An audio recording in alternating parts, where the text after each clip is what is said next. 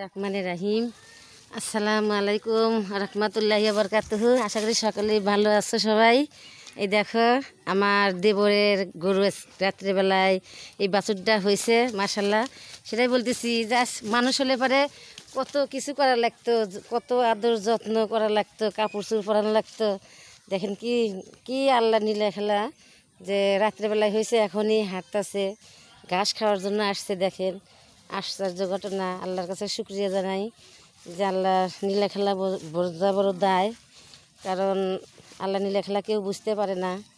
মাশাআল্লাহ আলহামদুলিল্লাহ। দেখেন কেমন করে ঘাস খাওয়ার জন্য আসতেছে।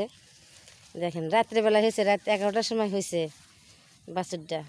মাশাআল্লাহ আলহামদুলিল্লাহ। দেখেন কেমনি দৌড় পারতেছে, মাশাআল্লাহ কত সুন্দর লাগতেছে বাছুরটা। আলহামদুলিল্লাহ মাশাআল্লাহ, আল্লাহ বাঁচা রাখুক। যদি আমার দেবরের গরুটা যদি বাছুরটা আপনাদের ভালো লেগে থাকে অবশ্যই লাইক শেয়ার কমেন্ট করে দেবেন। আসসালামু আলাইকুম।